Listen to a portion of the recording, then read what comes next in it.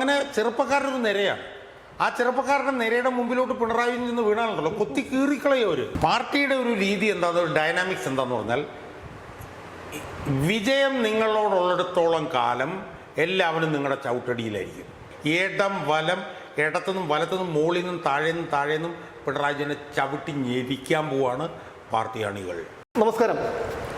കേരളത്തിലെല്ലാവർക്കും സന്തോഷമുണ്ടാക്കുന്ന ഒരു കാഴ്ച കാണാനുള്ള ഒരു ഭാഗ്യം ഇന്നുണ്ടായി. 40 വാഹനങ്ങളുടെ അകമ്പടിയിൽ അധികാരത്തിൻ്റെ ലഹരി നുണഞ്ഞ് നടന്നിരുന്ന പിണറായി വിജയൻ എന്ന കേരളം വെറുക്കപ്പെട്ട മുഖ്യമന്ത്രി, ഏകാധിപതി, ഇന്ന് സാധാരണ ഒരു മനുഷ്യനെ പോലെ എയർപോർട്ടിൽ വന്നിറങ്ങി അവിടെ നിന്ന് പാർട്ടിയുടെ വാഹനത്തിൽ ക്ലിഫ് ഹൗസിലേക്ക് വരുന്നൊരു കാഴ്ചയാണെന്ന് കേരളം കണ്ടത്. പിണറായി വിജയനെ ആരെങ്കിലും തെറ്റിദ്ധരിപ്പിക്കുകയായിരുന്നോ, അതോ പിണറായി വിജയൻ അധികാരം തലയ്ക്ക് മൂത്തതാണോ എന്നൊന്നും അറിയില്ല. ഇനി പിണറായി വിജയൻ്റെ ഭാവി എന്താണ് എന്നുള്ളതാണ് വിഷയം. പ്രതിപക്ഷ നേതൃസ്ഥാനം പിണറായി വിജയൻ ഏറ്റെടുക്കില്ല എന്ന് പറയുന്നു. വെറുമൊരു MLA ആയി വന്ന് നിയമസഭയിലിരിക്കാൻ പിണറായി വിജയൻ്റെ ആത്മാഭിമാനവും അഹങ്കാരവും സമ്മതിക്കുമെന്നും തോന്നുന്നില്ല. അപ്പോൾ അതുകൊണ്ട് തന്നെ പിണറായി വിജയൻ്റെ ഇനിയുള്ള നീക്കം എങ്ങനെയായിരിക്കും? ഒരു ബൈ ഇലക്ഷൻ പ്രതീക്ഷിക്കാമോ ധർമ്മടത്ത്? അതായത് ഈ ജനാധിപത്യത്തിൻ്റെ ഒരു സൗന്ദര്യമാണ് നമ്മളിപ്പോൾ കണ്ടുകൊണ്ടിരിക്കുന്നത്. നമ്മളൊരു 4-5 മാസം മുമ്പ് വരെ പറഞ്ഞിരുന്നത് എന്താ, പിണറായി വിജയൻ ഒരു തവണ കൂടി അധികാരത്തിൽ വരും, കോൺഗ്രസിനകത്ത് മുഴുവൻ തമ്മിത്തല്ലാണ്, പിണറായി വിജയൻ ഇച്ചിരി മോശമൊക്കെയാണ്, ശരിയാണ്, എന്നാൽ പോലും പിണറായി വിജയൻ ഒരു എതിരില്ല. പാർട്ടി പിണറായി വിജയൻ്റെ കയ്യിലാണ്, ഭരണം പിണറായി വിജയൻ്റെ കയ്യിലാണ്, പ്രതിപക്ഷത്ത് തമ്മിലടിയാണ്. പ്രതിപക്ഷത്ത് പിണറായി വിജയന് ഒപ്പം നിർത്താൻ കഴിയുന്നൊരു നേതാവില്ല. അപ്പോൾ പിണറായി വിജയനെതിരെ വിമർശനങ്ങളും ആരോപണങ്ങളൊക്കെ ഉണ്ട്. പക്ഷേ വിമർശനങ്ങളും ആരോപണങ്ങളും ഉണ്ടെന്ന് പറയുമ്പോഴും പിണറായി വിജയന് പകരം ആര്?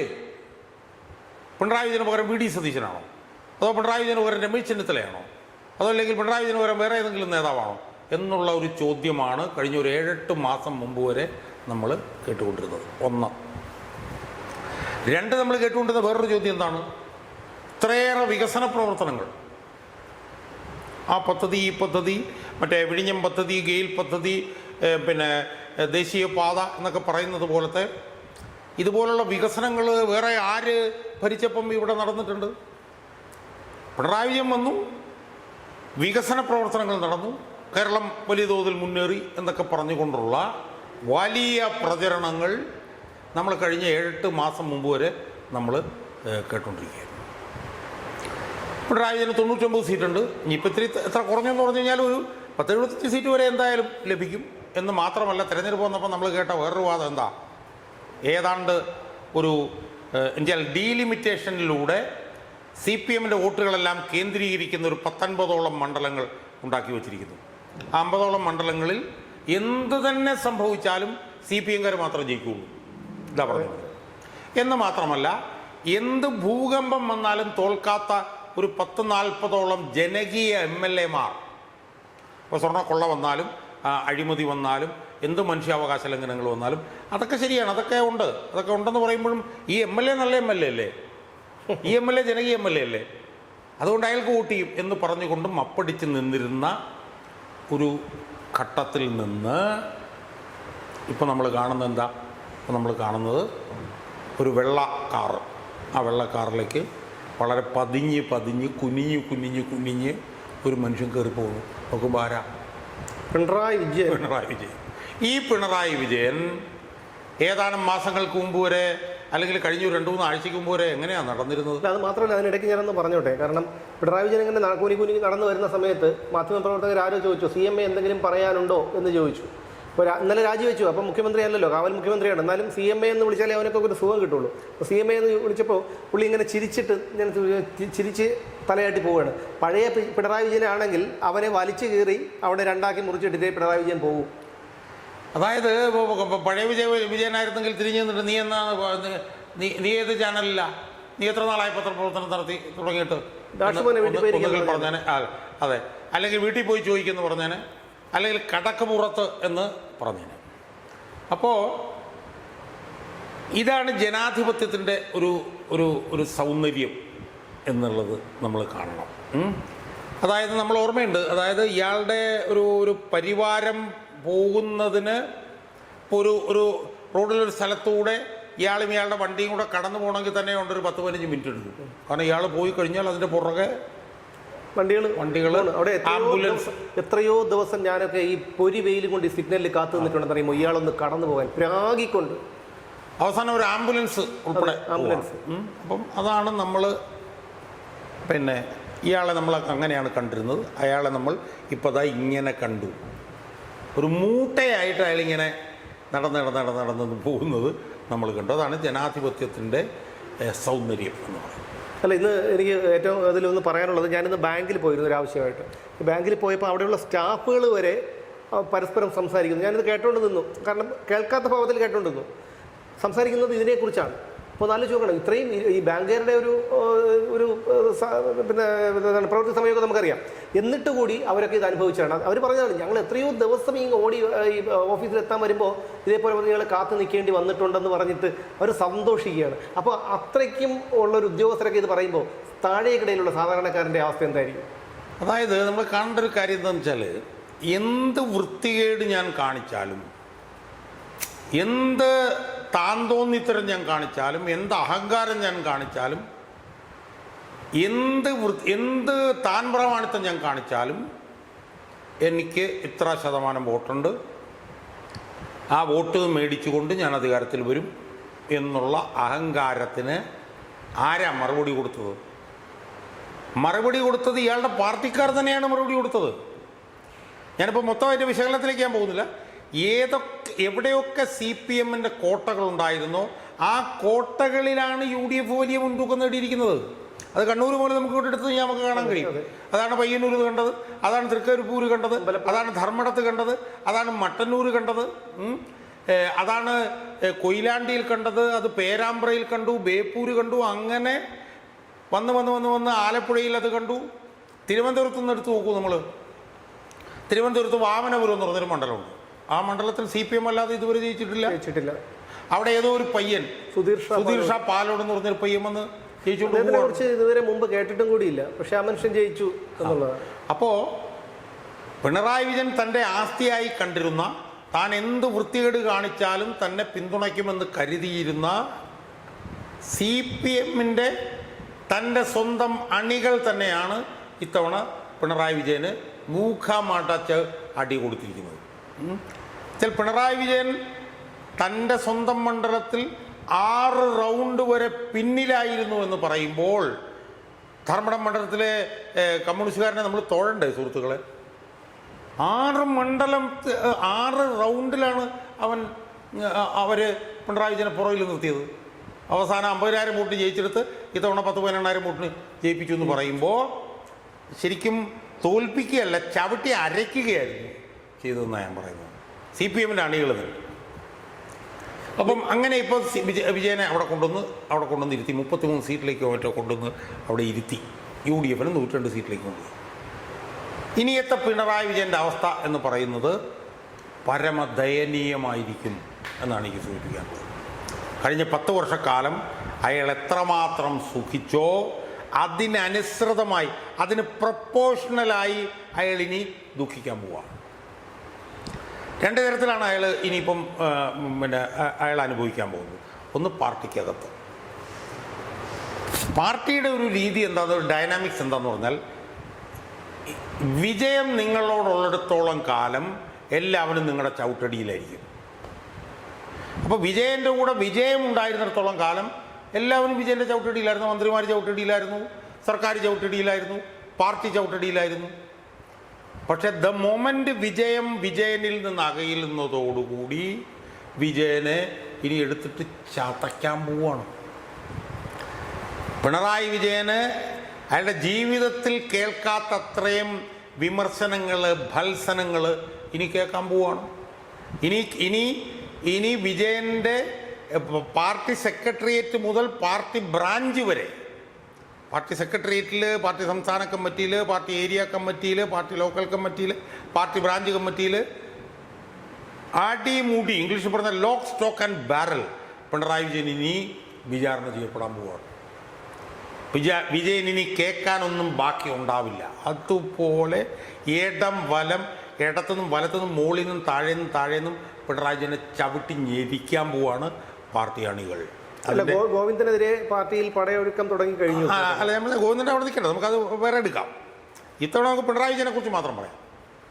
അപ്പോൾ പിണറായി വിജയനെതിരായിട്ടുള്ള വിചാരണയുടെ ഒന്നാം ഘട്ടമാണ് തെരഞ്ഞെടുപ്പിൽ കഴിഞ്ഞത്. തെരഞ്ഞെടുപ്പിൽ ഒരു വിചാരണ കഴിഞ്ഞു. അതാണ് CPM-കാർ എവിടെ ഉണ്ടോ അവിടെ UDF ജയിപ്പിച്ചു എന്ന് പറഞ്ഞത്. അത് വിചാരണയുടെ ഒന്നാം ഘട്ടമായിരുന്നു. ഇനി അത് പാർട്ടിയിലേക്ക് അങ്ങോട്ട് വരുമ്പോഴുണ്ടല്ലോ, പിണറായി വിജയനെ എടുത്ത് വറുത്തെടുക്കും ജനങ്ങൾ, ഈ പാർട്ടി അണികൾ. അതാണ് ഈ പാർട്ടിയുടെ ഒരു പ്രത്യേകത. അതുകൊണ്ട് പിണറായി വിജയൻ 10 വർഷം എത്രമാത്രം സൂചിച്ചോ അതിന് പ്രപ്പോഷണലായിട്ടോ അതിനേക്കാൾ കൂടുതലായിട്ടോ പിണറായി വിജയൻ ഇനി പാർട്ടിയിൽ വിചാരണ ചെയ്യപ്പെടും. പിണറായി വിജയൻ പ്രതിപക്ഷ നേതാവ് ആവില്ല, പ്രതിപക്ഷ നേതൃസ്ഥാനം പോകും. അയാൾ നമ്മളൊക്കെ പറഞ്ഞതുപോലെ അയാൾ ഇന്ത്യയിൽ തന്നെ ഉണ്ടാവാനുള്ള സാധ്യത. ഇപ്പോൾ അങ്ങനെ വരുമ്പോൾ പ്രതിപക്ഷ നേതൃസ്ഥാനം ഇപ്പോൾ KN ബാലഗോപാൽ ഏറ്റെടുക്കും എന്നുള്ള തരത്തിൽ വാർത്തകൾ വരുന്നുണ്ട്. അങ്ങനെ വരുമ്പോൾ പിണറായി വിജയൻ വെറും ഒരു MLA ആയി ഒതുങ്ങിക്കൂടുവോ, അതോ ഇനി അതായത് ഇപ്പോൾ പ്രതിപക്ഷ നേതാവാകാൻ പോകുന്നത് ബാലഗോപാലാണോ എന്ന് എനിക്ക് ഉറപ്പില്ല. ചിലപ്പോൾ സജി ചെറിയാനാവാം, ബാലഗോപാലിനേക്കാൾ സീനിയറാണ് സജി ചെറിയാൻ. അതവിടെ നിൽക്കട്ടെ. നമ്മൾ പിണറായി വിജയൻ്റെ അവസ്ഥ ഒന്ന് ആലോചിച്ച് നോക്കൂ. 10-18,000 വോട്ടിന് ജയിച്ച പിണറായി വിജയൻ 102 പേരുടെ ഭൂരിപക്ഷമുള്ള UDF ഉള്ള നിയമസഭയിലേക്ക് അയാൾക്ക് എങ്ങനെ കയറി വരാൻ പറയും? അയാളെ എടുത്ത് ചാത്തച്ച് ചമ്മന്തിയാക്കി കളയുന്നു. ആലോചിച്ച് നോക്കൂ, 102 പേരാണ്. ആ 102 പേരിൽ തന്നെ ഉശിരന്മാരായിട്ടുള്ള എത്ര? അവിടെയാണ് ഞാൻ പറഞ്ഞത്. ഈ 102 പേരിൽ കൂടുതൽ പേരും പകുതി പേരെ കൂട്ടിയാലും ചെറുപ്പക്കാരാണ്. സുധീർ ഷാ ബാലോട്, അബിൻ ഫർക്കിയെ പോലെയുള്ള ചെറുപ്പക്കാരാണ്. ഇതിലെന്ന് പറഞ്ഞാൽ നടുവൊടിഞ്ഞതും എണീറ്റ് നിൽക്കാൻ വയ്യാത്തതും അങ്ങനെയുള്ള ടീമുകളാണ് ഇതിലുള്ളത്. ആകെ ഉള്ളത് DYFIയുടെ നേതാവ് സനി. നമ്മളിപ്പോൾ UDF ഒന്ന് എടുത്തേ.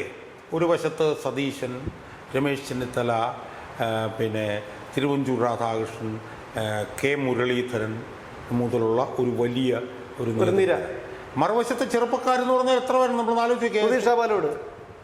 അബിൻ വർക്കി, പിന്നെ VT Balaram, PC Vishnunath, OG Jinesh എന്ന് പറഞ്ഞവൻ, മുഹമ്മദ് ഷിയാസ്, മുഹമ്മദ് ഷിയാസ്, പിന്നെ കുറച്ചൊരു പ്രായം. പിന്നെ കോഴിക്കോട് നിന്ന് ജയിച്ചിട്ടുള്ള അഭിജിത്ത് എന്ന് പറഞ്ഞ ചെറുപ്പക്കാരൻ, ബാലുശ്ശേരിയിൽ ജയിച്ചിട്ടുള്ള ഓടിച്ചിട്ടടിച്ച ഒരു പയ്യനുണ്ടല്ലോ, തോമസ്.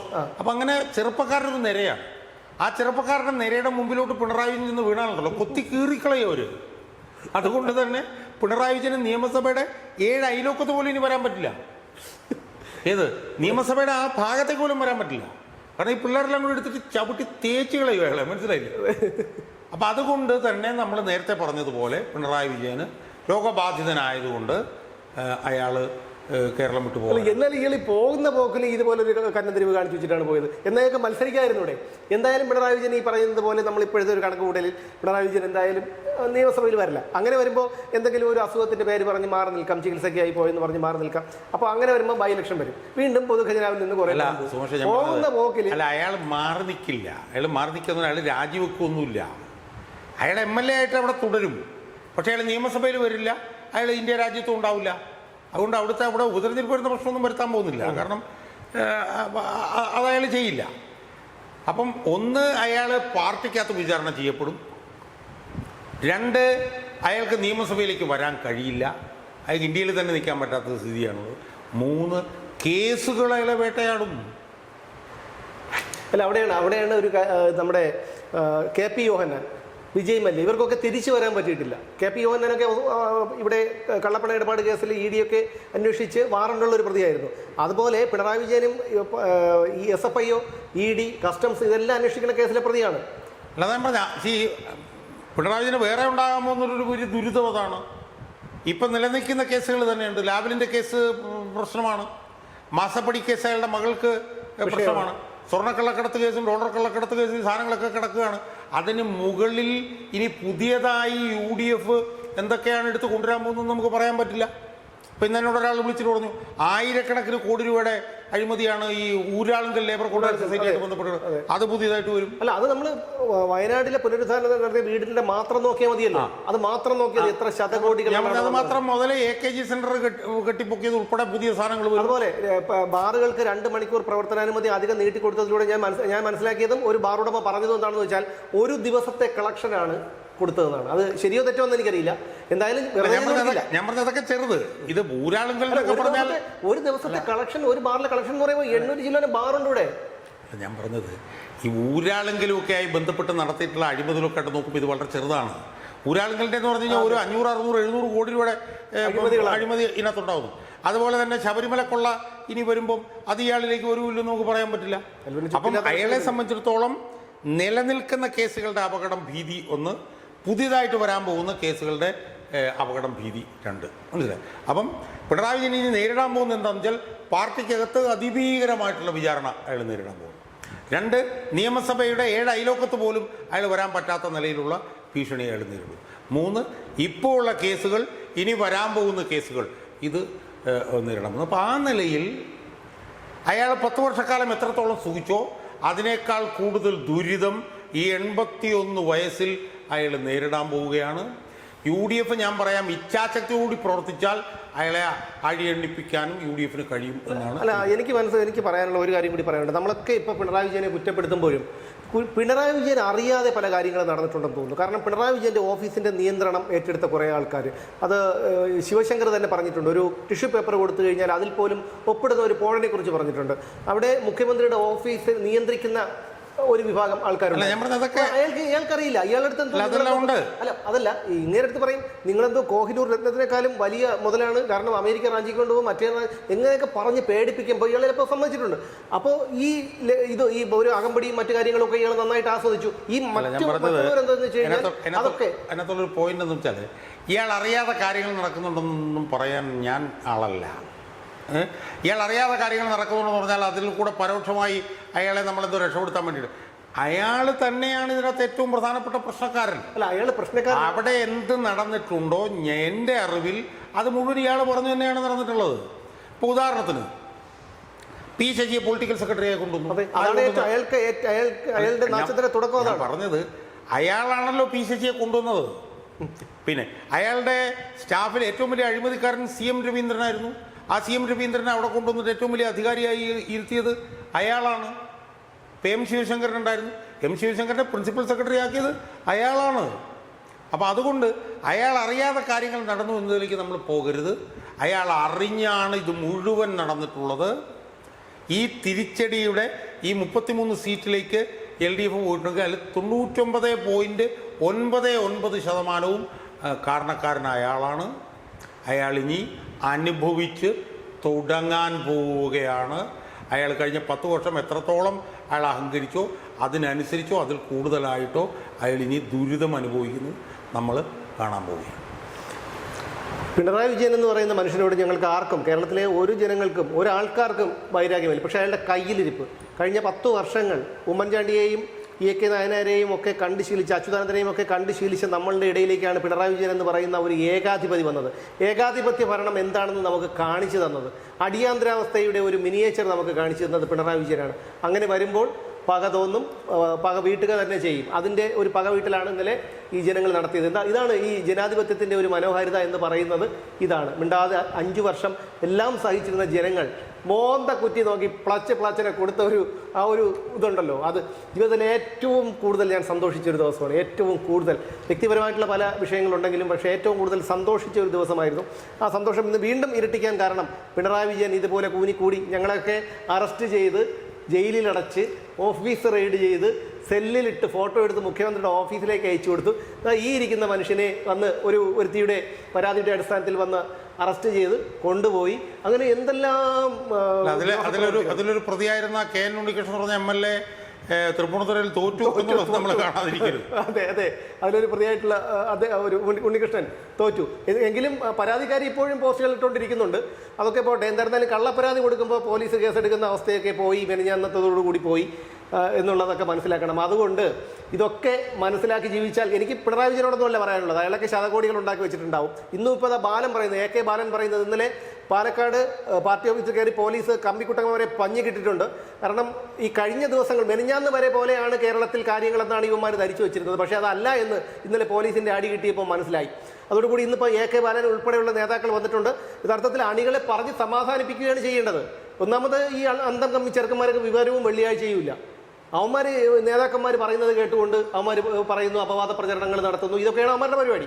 അപ്പോൾ ഈ ബാലനെ പോലെയുള്ളവർ പറഞ്ഞു കൊടുക്കേണ്ടത് എന്താണ്? നമ്മൾ ഭരണം നഷ്ടപ്പെട്ടു, നമ്മൾ ഇനിയെങ്കിലും തിരുത്തി മുമ്പോട്ട് പോകണം എന്നുള്ളതിന് പകരം ബാലൻ പറയുന്നത് പോലീസ് ഈ തരത്തിൽ പെരുമാറാനാണ് ഭാവമെങ്കിൽ CPM യഥാർത്ഥ സ്വഭാവം അറിയുമെന്നാണ് AK ബാലൻ പറയുന്നത്. ഇത് പറഞ്ഞിട്ട് ബാലൻ വീട്ടിനകത്ത് കയറിയിരിക്കും, അടികൊള്ളുന്നവരായിരിക്കും, ഈ പറയുന്ന അന്തംകമ്മികളായിരിക്കും. ഇതിൻ്റെയൊക്കെ തന്തയും തള്ളയുണ്ടെങ്കിൽ പറഞ്ഞ് മനസ്സിലാക്കി കഴിഞ്ഞാൽ നല്ലത്. അതുപോലെ തന്നെയാണ് EN സുരേഷ് ബാബു, പാലക്കാട് ജില്ലാ സെക്രട്ടറി, പറയുന്നതും ഇതേ ഉള്ള ഭീഷണി വാചകമാണ്. ഇതിൽ നിന്നൊക്കെ നമുക്ക് മനസ്സിലാക്കാൻ കഴിയുന്നത് ഇവരൊന്നും ഒരു കാലത്തും നന്നാവില്ല. കോഴിക്ക് മുല വരുന്നത് പോലെയാണ് ഈ കമ്മിക്ക് വെളിവ് വരുന്നത്.